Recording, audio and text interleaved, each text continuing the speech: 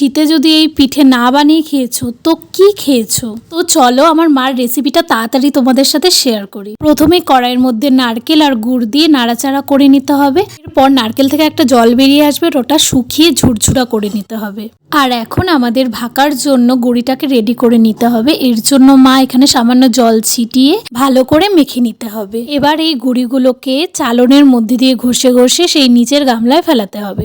এবার হাঁড়িতে জল ভরে উনুনে বসিয়ে দাও। এখন চলো ভাপাটা রেডি করা যাক। এখানে আমরা ভাপার শেপ আনার জন্য একটা ঢাকনি ব্যবহার করেছি। তুমি গুঁড়ি দিয়ে দিবে, এরপর কাজু, কিচমিচ আর আমরা নারকেল দিয়ে বানিয়েছিলাম যে সেটাও দিয়ে দিব। সবকিছু চালের গুঁড়ো দিয়ে ঢেকে দেব। আর একটা সুতির কাপড় দিয়ে এটাকে পেঁচিয়ে ফুটন্ত জলের ভাপটা যে আসছে সেখানে দিয়ে দিতে হবে। এই হাঁড়িটা কিন্তু মাটির তাওয়া দিয়ে সুন্দর করে বানাতে হয়। এটা তোমাদেরকে আমি বলে বোঝাতে পারবো না। যদি তোমাদের কারো জানার ইচ্ছা থাকে তো কমেন্ট করতে পারো, আমি কোনো অন্য ভিডিওতে দেখিয়ে দেবো। এখন 2 মিনিট রেখে ঢাকনা খুলিয়ে ফেললি, এই তো আমাদের ভাপা রেডি।